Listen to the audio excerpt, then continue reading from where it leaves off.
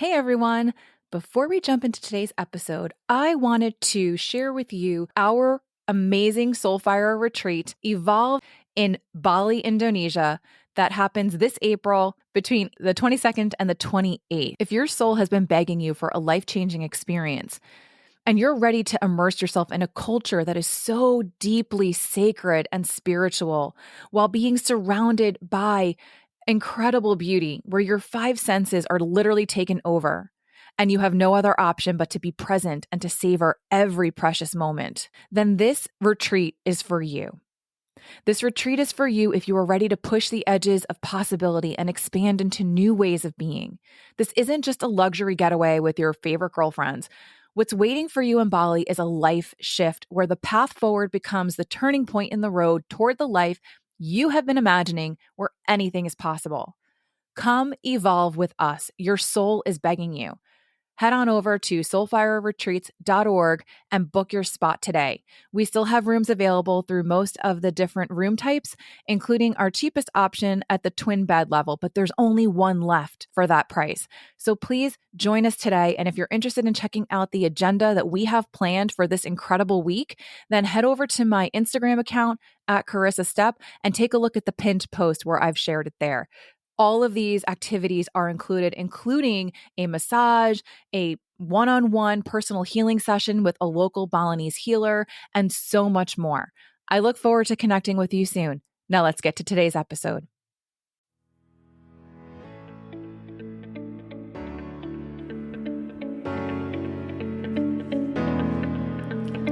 Welcome to the Stepping into Meaningful Relationships podcast. I'm your host, Corissa Step. I'm a relationship and human design coach, and this podcast is designed to help you create a stronger connection to yourself so you can transform the relationships around you, whether that be with your partner, a friend, a parent, a child, or your business. We will be looking at relationships through the lens of human design, and my guests and I will bring you the tools, tips, and tricks to create deeply meaningful connections with others. But first, let's start with you. The most important relationship you have is the one with yourself. Thank you for tuning in. Now let's get to today's episode. Hey everyone. Welcome back to another episode. I'm your host, Corissa Step, and this is the podcast for you if you are looking to improve your most important relationship, which is the relationship with yourself. When we do that, it allows us to create deeper and more meaningful connections with others. So today we're back for a solo episode, and I'm going to try to keep this short and brief because I know this time of year can be really crazy and we don't have a lot of time. However, perhaps maybe this is something that you might want to listen to while you're wrapping presents or running some of your errands. Today we're going to be talking about how toxic people can ruin the holiday season.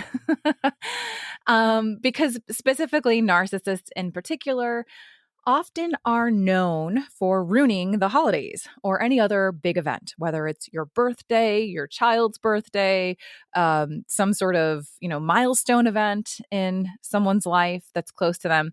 So I wanted to just share a little bit about how narcissistic behaviors can manifest potentially during holidays, during family gatherings, and give you some real life examples of what that looks like.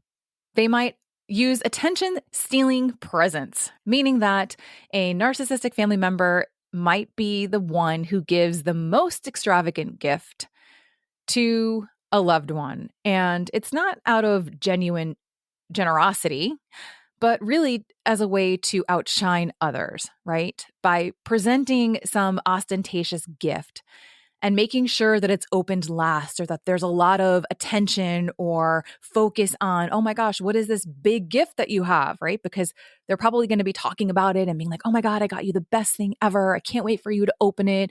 Wait until everyone else opens their presents and then you can open this one because it's like something that I really want to make sure you enjoy or that you get, that it gets highlighted in the experience.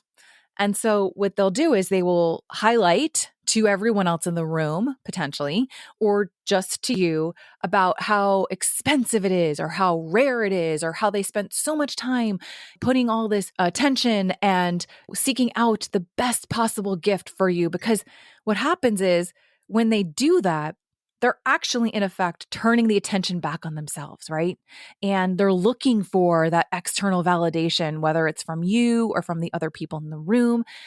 They're looking for everyone else to be like, oh my gosh, I can't believe you did that. That was such an amazing present, right? Because it makes them feel really good. It makes them feel like they're super important. It makes them feel like they're really valuable and how unique and special and different and kind and generous they are. And those are all things that will fill the holes of the narcissist's soul, right? It boosts their ego, and that's what they're looking for.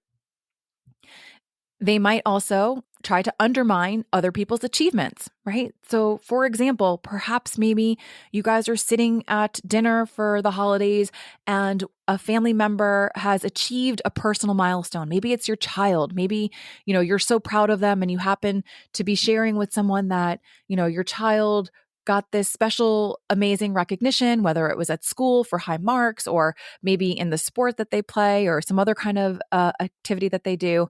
And the narcissist will come in and try to downplay or overshadow the accomplishment or try to make it seem like it's not that big of a deal, which is really just belittling the child in this example, right? This also can happen between siblings if you happen to have a narcissistic sibling, right?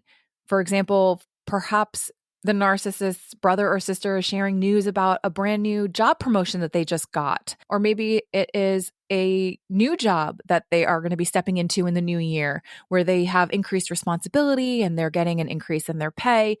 Well, the narcissist is going to respond potentially by bringing up their own achievements or suggesting that it's not a big deal compared to what they've accomplished. Again, I hope you're starting to see the pattern here that the narcissist is going to constantly try to turn the attention back on them. They might even demand center stage. They love being the focal point of celebrations, right? Especially when we think about a grandiose narcissist. Now, if you're dealing with a covert narcissist, they are more likely not to demand center stage in that way, but they will try to undercut others potentially with their behavior. Some of that behavior could actually look like acting like the victim, or it could be them sulking in the corner when they're not getting any kind of attention or recognition for perhaps maybe this big, thoughtful gift that they have bestowed upon someone else. So it can show up in a couple different ways. The covert narcissist might also do things like making you feel uncomfortable having your family over to the house because maybe they have decided to triangulate between you and your family for some reason because they're trying to put some distance between you and your family, because when they do that, they isolate you.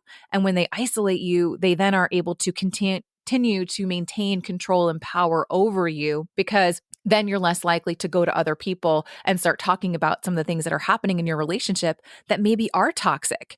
And the narcissist is afraid that someone else is going to highlight for you that what you are experiencing is not okay, that it's unhealthy, that it's unsafe. So we can see a little bit of a variation between how maybe a covert and an overt narcissist might show up during the holidays, but be really mindful of where perhaps the covert narcissist is trying to pull you away from family and friends, or where they're pouting over not getting something from you. And that could even be, sexual favors. It could be that they feel like you've maybe spent more time or money or given more attention to the children over the holiday, where they felt like you didn't care about them, or you didn't spend as much on them, or your gift wasn't as thoughtful as their gift was towards you, right? So these are different ways in which the covert narcissist is going to try to keep that attention on themselves, but in a much more subtle way. So if it's a overt narcissist, where they're going to try and demand center stage is by maybe interrupting someone else's toast or celebration speech, right? To share their own anecdotes or, again, achievements, or making the moment somehow about them. So another example might be, maybe you've done all the cooking for the holiday meal and you're hosting everyone at your house. And someone recognizes that it was a lot of work, and perhaps maybe they're thanking you, like, thank you so much. Like, this meal was incredible. You did such a great job. I know this was a lot of work and I really appreciate it because we've had the best time ever. Well, the narcissist might come in and be like, hey, but like, I'm the one who cleaned the house and I'm the one who got you that drink. Wasn't that cocktail really good? That signature cocktail that I created just for the special day? And so you'll see that like the narcissist might try to come in and either downplay what you've done and be like, oh, you did a pretty good job. Last year's was better. Or they may say like, oh yeah, sure. Like she did a great job cooking and everything, but you should have seen how stressed out she was just before everyone walked in the door and how she was screaming and yelling because the house wasn't clean yet and you guys were arriving in 15 minutes. Right. So they find a way to undermine you, to diminish maybe the effort that you put in. And they find a way to sort of just highlight and bring back, again, that attention and recognition to themselves. The narcissist might also feel unnoticed if you're the one who's putting in all the effort to make the holiday really nice, right? And so maybe the narcissist tries to create some sort of conflict or drama to draw the attention back to themselves. So that's a little bit like what I was talking about before with the covert narcissist, where they start to make it all about them. They might say things like, I'm really not comfortable going over to your sister's house. They're never welcoming to me, or they always make me feel like I'm not part of the family. I feel like I'm ostracized or I'm left out in some way. And so as a result, if you're a very empathic person, you might say, oh my goodness, I'm so sorry. I didn't know that you felt that way. I'll say something, I'll mention it to them that you want to feel like you're being included. Or if I notice that you're sitting alone in the other room, then, I'll come over and I'll chat with you. Or the narcissist might just go over to a corner of the house or another corner of a different room and hide, quote unquote, until someone comes to find them to ask them, are they okay? And to find out what happened. Is something wrong? And again, this is just the way of them keeping your attention in some way on them, as opposed to focusing on everybody else. They might even just start an argument over a really trivial matter and make very provocative statements to incite some sort of emotional reaction from you, right? They might just start pushing buttons as a way to get you to react in a perhaps maybe dysregulated kind of way. Right? And as a result, they might do that even in front of other people just to show others that maybe they're not the crazy one, especially if they know that you have been sharing with close family what's been happening in the relationship, especially if they know that potentially you have been talking about them behind their backs to get support from your close family over some of the unhealthy behaviors that exist in the relationship. So they're going to try to make you emotionally overreact to something so that they can point the finger and see, she's the crazy one. See, this is what I have to deal with. It's not me, it's her.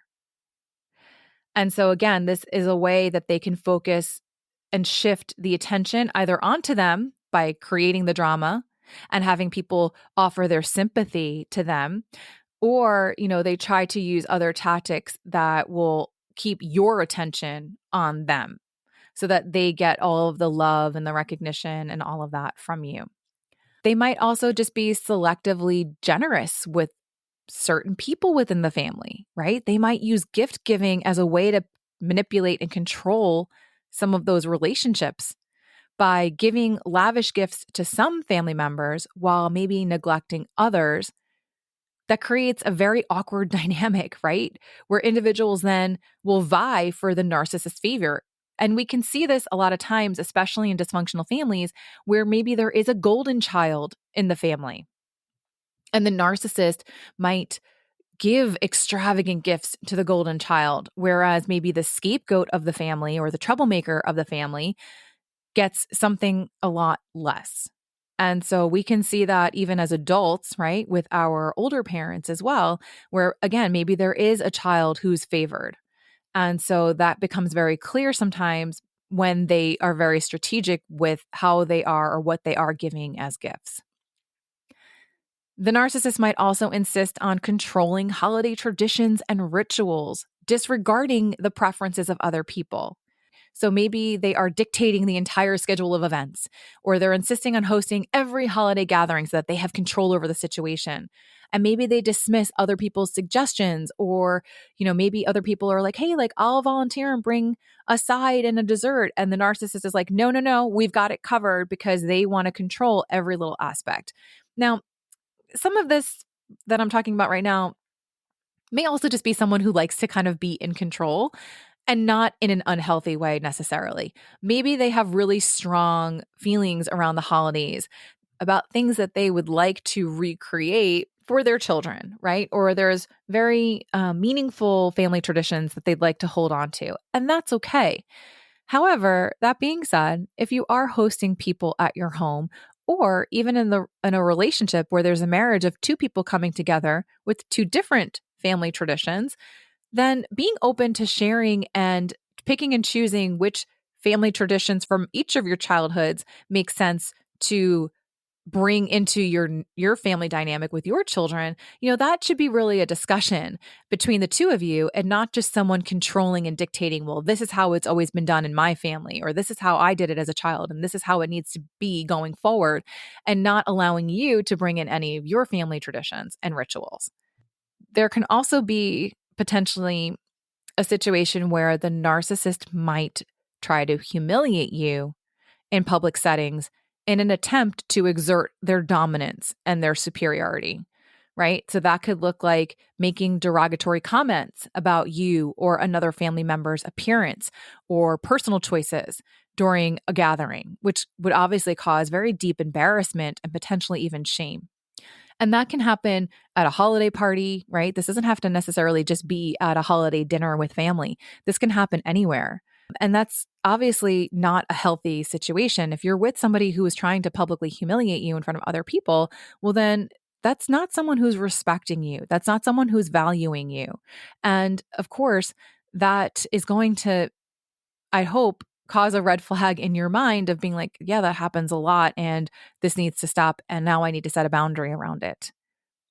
It can also go the other way, where the narcissist this is more like when they're covert, may actually try to play the victim in front of other people. They might go into a public setting and try to garner sympathy from other people for what they're experiencing. They try to minimize maybe something that you're experiencing, but then try to get all of the attention and the focus on them for what they're going through, right? They try to make it sound like it's so much worse for whatever reason. The narcissist might also take these family gatherings as an opportunity to create further divisions within the family by using triangulation and also trying to find allies within the family for their side of the story, right? To maintain some sort of sense of control. So for example, the narcissist might share really private information about maybe you with someone else within your family as a way to create some sort of alliance and fuel the conflict for their own benefit. For example, perhaps maybe your partner, your narcissistic partner, knows that you have a little bit of a tenuous relationship with your mother. And your partner knows that you are in therapy and that talking about your mom may be something that has come up in conversation.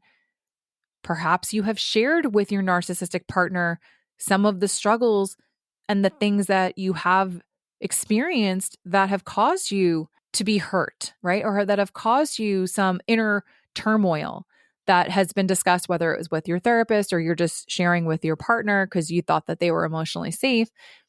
And as a result, maybe during these family gatherings, the narcissistic partner goes to your mother and starts sharing some of this very personal information and says things like, she's told me that she's really struggled in her relationship with you. And one of the things that she doesn't like is whatever it is.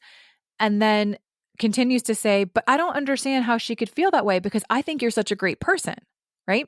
So you can see how they use that really private, personal, vulnerable information to try and create an alliance with your mother, who's someone that, yes, maybe you have a tenuous relationship with, but at the end of the day, she's your mother. And of course, you love her and you do have a close relationship despite all of that. But it's just the narcissist's way of trying to drive a wedge between you and the people closest to you and to get them on their side. So that when things go wrong, when things get to a boiling point in the relationship and you're struggling and you're looking for support, when you go to your mom and you start sharing with her what's happening, she might automatically start saying, well, I don't understand why you're saying that. I think he's a great guy. I think he does have a lot of empathy, and oh, by the way, he shared with me that you were really upset about this situation and I had no idea. And why didn't you come talk to me? And, I am a good mother. Why do you think I'm such a bad mother? And they start to then maybe make it all about them, right? And they start aligning themselves with your narcissistic partner instead of taking your side. So I'm giving you examples. These are examples that I'm sort of just making up in my head. So I'm hoping that they make sense. But these are things that either I have experienced or that other people that I've worked with have experienced. So I'm trying to give you some examples without giving away any kind of personal information. But the most important thing is that you understand how these specific narcissistic behaviors can show up in these various family gatherings, in these various holiday gatherings that you're attending, so that you are aware, so that you go in with your eyes wide open, so that you have a way of creating and setting boundaries around it if it's happening. Establishing healthy boundaries is so important in your relationships, and it is especially important in your relationships with unhealthy people. So I hope that helps. If you have any questions, please feel free, as always, to reach out to me. Leave me a review, leave me a voice message on our podcast webpage, and I look forward to connecting with you next week. Until then, be well. If you're hearing this message, that means you've listened all the way to the end. And for that, I am truly grateful. If you enjoyed this episode and found it valuable, would you mind leaving us a review wherever you listen to podcasts and sharing it with others? If you'd like to connect with me for one-on-one coaching or human design reading, you can find me on my website or on social media. Also, if you have a topic you'd like me to discuss on a future episode, please DM me. Be sure to tune in next week for another episode of Stepping into Meaningful Relationships.